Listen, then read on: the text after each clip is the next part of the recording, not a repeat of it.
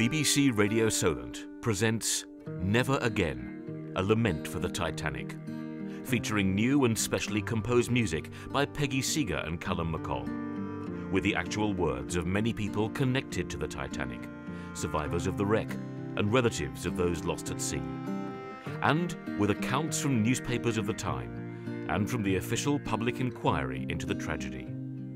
And now, the White Star Orchestra plays The Destiny Waltz.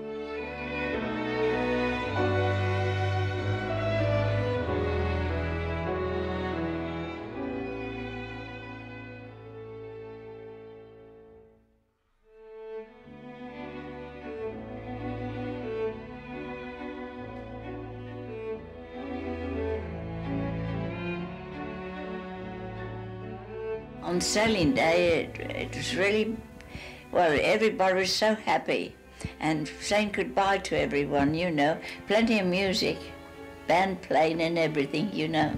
There was a boat called the New York, and she nearly went into the Titanic. My father said, when he saw that, he said, that's a bad omen. Edith Haseman, born Edith Brown. Alarming incident at Southampton. Daily Telegraph, April the 11th.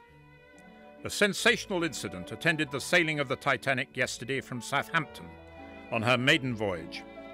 Having to pass at the test key the liners Oceanic and New York, the latter seems to have been so seriously affected by the suction of the Titanic's screw propellers that her stern ropes, 7 in number, parted and her stern swung into midstream. I say, Mabel, rather funny that, wouldn't you say? Funny? What's funny about it? That liner broke free from its moorings. It was heading straight for the Titanic. That's just what I mean, old girl. The Titanic is sailing to New York, ain't she? Mm. And here, we had a ship called the New York sailing towards the Titanic, eh, what? Well, I don't think that's a bit funny. It could have been a terrible accident. Trouble with you, Mabel, you've got no sense of humour.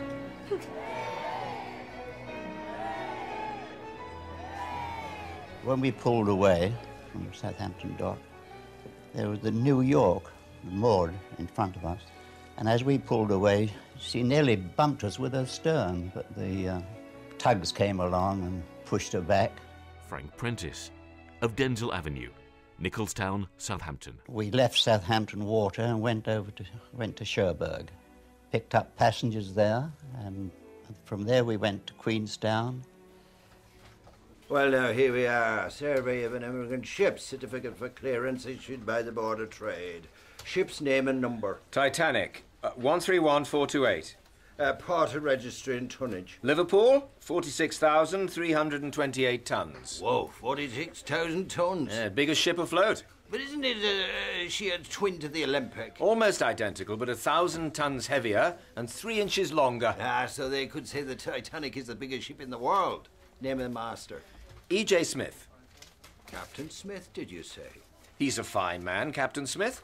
Commodore of the White Star Fleet. But he had a very nasty bump, didn't he, when captaining the Olympic? Went into a battleship of some such. They tell me he's retiring after this voyage. Now, where were we? Port of departure. We left Southampton yesterday, April the 10th. Of course, and ports of call? Cherbourg, and now Queenstown today. Aye, to pick up all our fine Irish lads and whisk them off to America. Destination New York. Total number on board? 2,208, including a crew of 892. Good, that's all in order. I hereby certify that all the requirements of the Merchant Shipping Act relating to emigrant ships have been complied with. Dated Queenstown, Ireland, this 11th day of April 1912, signed E.L. Sharp, Immigration Officer. Very good. Now all went well until the 14th of April drew nigh, and in the middle of the night an iceberg floated by. And as I got out on the promenade deck, I saw a large grey, well, it looked to me like a building floating by. Great big grey thing. Edith Haseman, born Edith Brown. But that building kept bumping along the rail and as it bumped, it sliced off bits of ice, and ice fell all over the deck. And I, and a great many of my foolish fellow passengers, we just picked up the ice and started to play snowballs. We thought it was fun. We asked the officers if there was any danger and said, no, nothing at all, nothing at all. Nothing at all, just a mere nothing. We just hit an iceberg. It's nothing, nothing. The Titanic proudly bore along, unmindful of her foe, when there came a crash, an awful splash in cries from all below.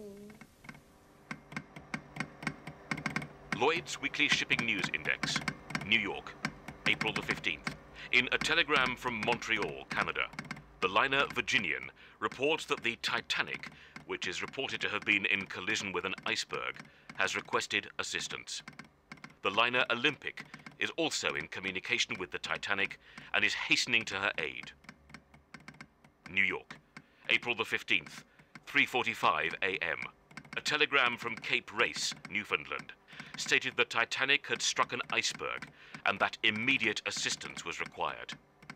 Then, at 4:15 a.m., another message came through, saying the Titanic was sinking by the head and that the women were being taken off in lifeboats. Baltic, Olympic, and Virginian are all making towards disaster scene.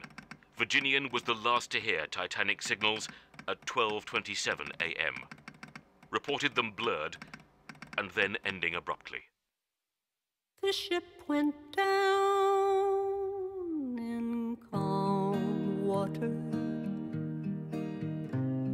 The band played on. Women and children float away, nearer, my God, to thee. The crew, the black gang, and men who made her nameless, gone, all gone. Cry out to the world, we're going down, we're going down, we're going down. Dead sons, lost lovers, fathers and brothers gone. Belfast, Southampton, weeping, weeping women.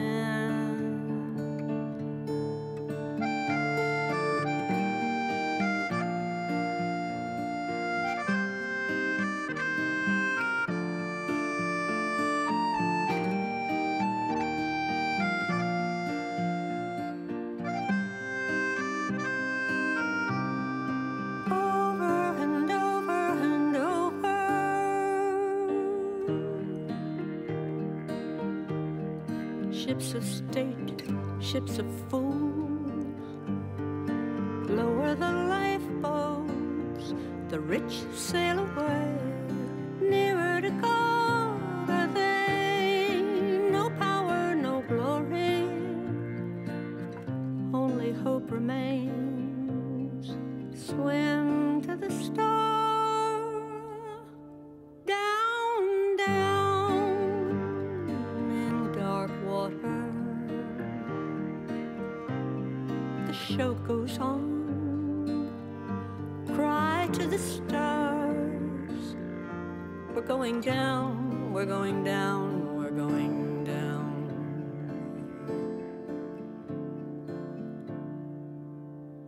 The stars listen. The stars listen and drift away. By then the deck was at an angle of 60 degrees, and after a second explosion, the bow seemed to bob up and down and then break off like a piece of carrot. Paddy Dillon, trimmer. Address, the Sailors' Home. I could see them. The musicians kept on playing until they were washed off the deck, all except one, the leader, the violinist. Somehow he carried on playing an air of a hymn. The notes of this were the last thing I heard before I fell into the icy water.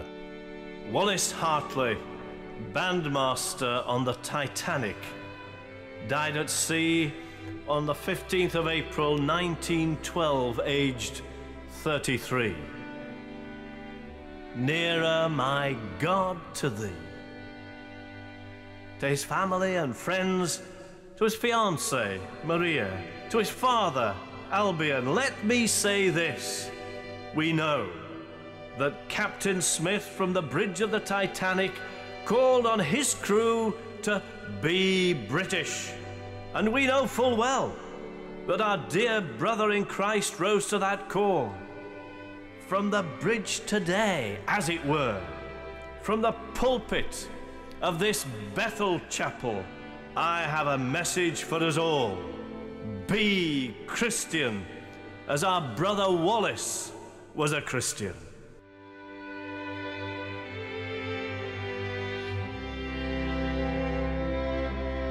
What did he do in the face of death? Look for his lifebelt? That would be natural. Jump into #1 lifeboat? Well, all that a man hath, he will give for his life. But no, our brother Wallace said, in effect, I should cling to me, my old violin, which has given pleasure to many, and often to me. But now, instead of playing to please or amuse, I will play to calm and to inspire. Amid storm and wreck, I will play nearer, my God, to thee. The ship that everyone thought could not sink now lies 2 miles deep at the bottom of the Atlantic. The command to get the lifeboats ready in the middle of that dark but clear Sunday night, with the subsequent order, women and children first, found his hands, now stilled in death, gliding along the strings of his beloved violin and guiding the bow to make music, to bring comfort, to draw people's thoughts to God. At a time of such peril, he stood to his post and played, Nearer, my God, to thee. Music that articulated and encouraged the desires of many hearts. Nor did he cease in that work until the waves claimed him. As the scripture says, greater love hath no man than this, that a man lay down his life for his friends. Amen.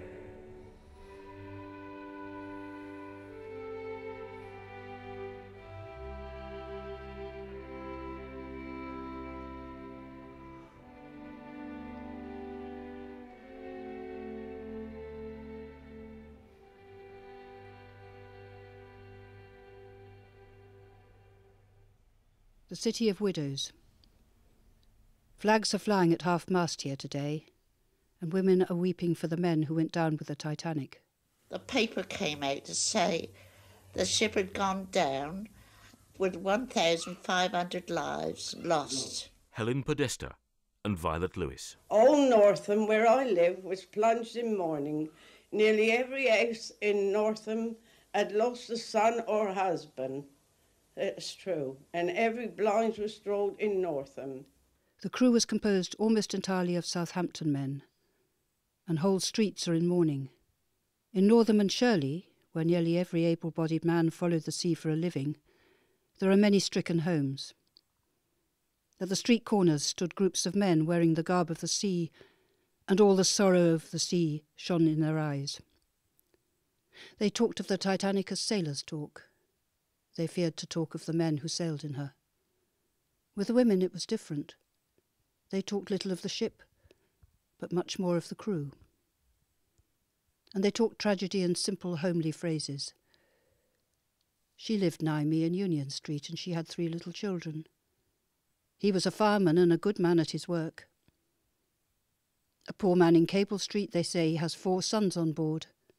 In McNaughton Street there's a girl going mad. She's only been married a month. Her husband signed on as a steward. Well, it's women and children first for the lifeboats. Women and children first to be rescued. That's the rule of the sea since time out of mind. But for those back ashore, for those left behind, then it's women and children first for the heartbreak. Women and children first for the sorrow. For the women are widows, and the children are orphans, and the husbands and fathers and sweethearts and sons are gone. All the darlings, all the dear ones are gone.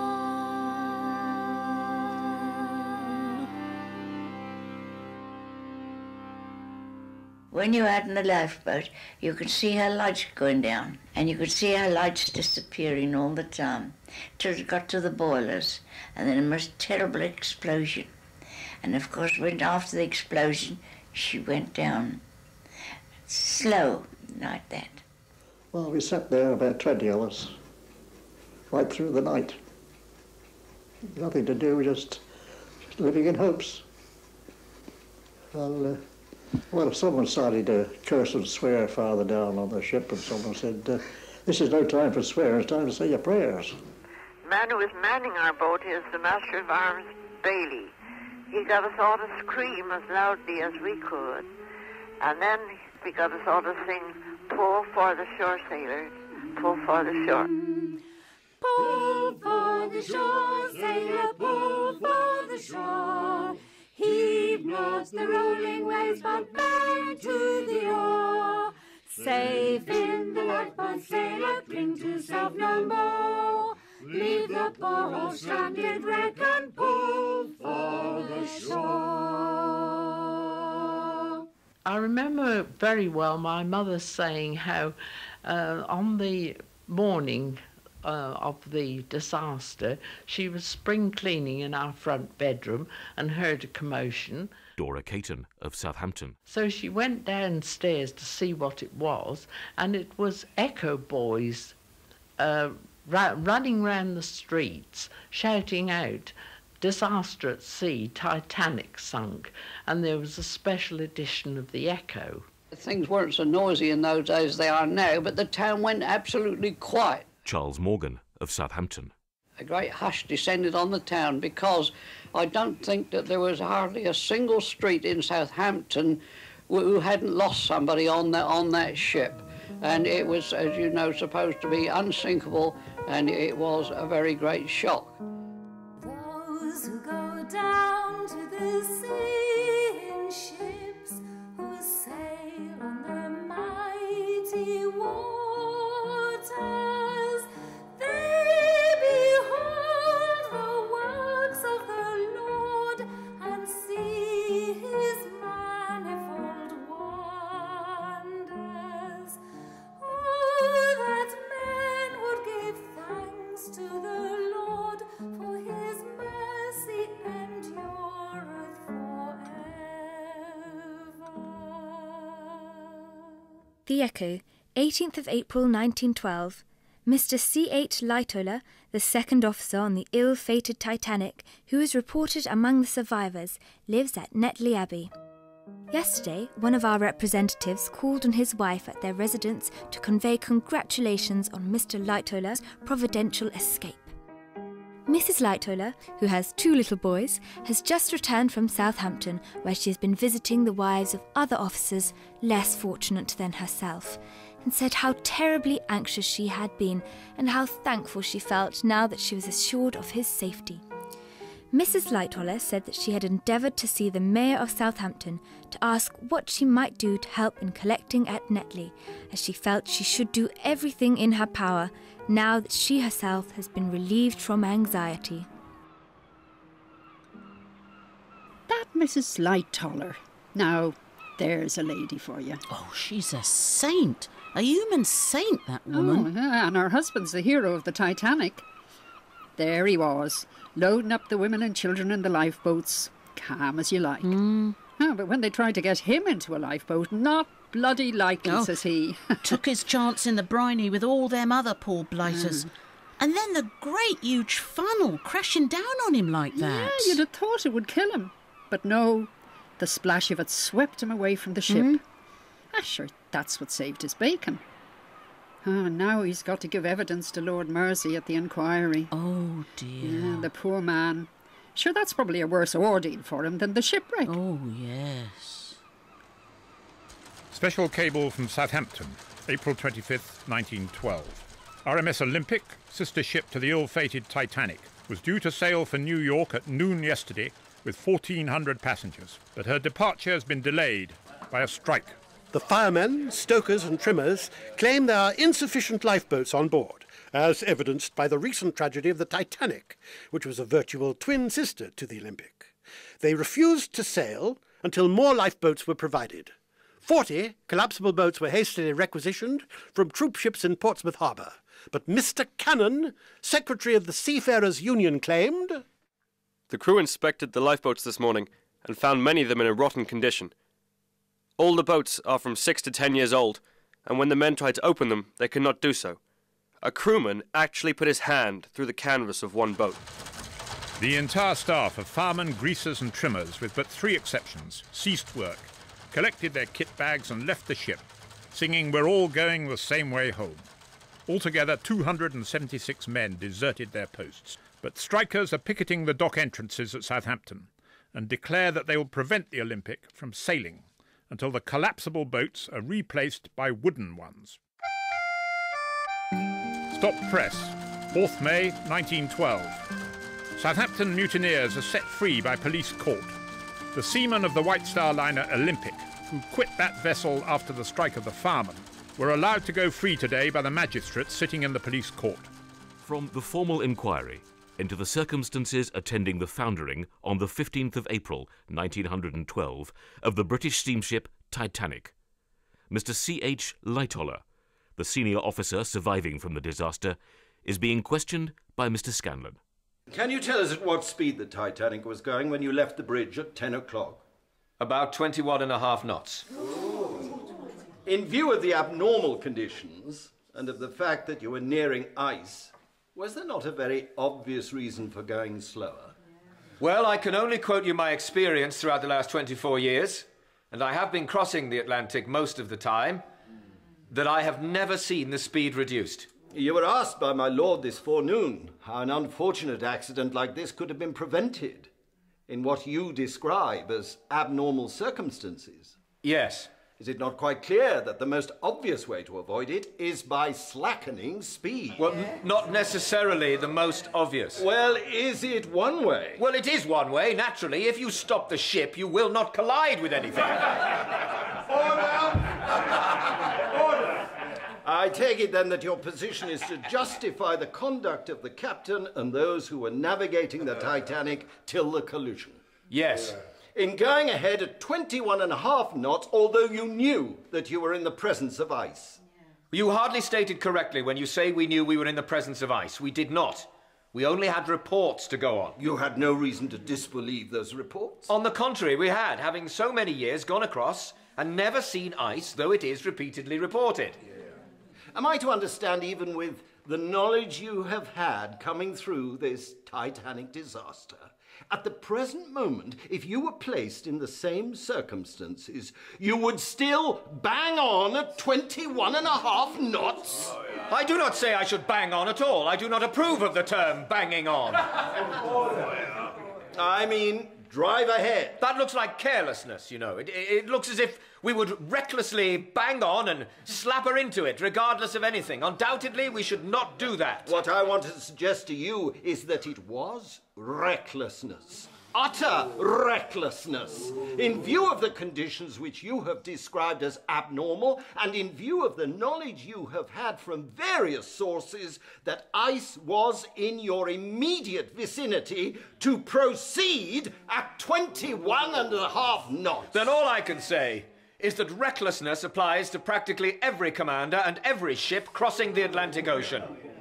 I do not think that anything would convince you that it was dangerous that night. I have been very much convinced that it was dangerous. I mean that the conditions you have described were dangerous. They proved to be. What I want to suggest is that the conditions having been so dangerous, those in charge of the vessel were negligent in proceeding at that rate of speed. No! If you had had a sufficient number of lifeboats to have taken away every soul on board, I suggest you would need a much greater number of seamen and officers. With all the crew you had, it took you all your time to lower your 19 boats. Yes. If you had, instead of 20, say 40 or 50 boats to lower, I suggest you would have needed a larger number of officers and efficient seamen. We should have had more men working at the boats. Yes, well, I should think that is obvious. Very obvious, my lord. So, is your suggestion, Mr. Scanlon, that a great many more seamen and firemen ought to have been employed? No, my lord.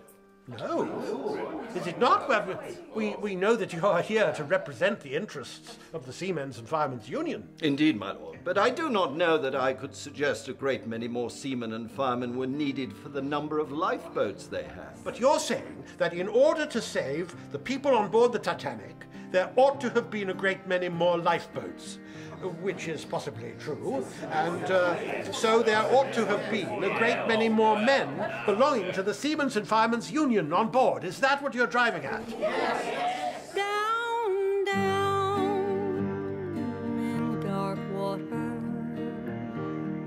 Never again. Never again. Never again will we see that great ship. Never again can such a thing happen.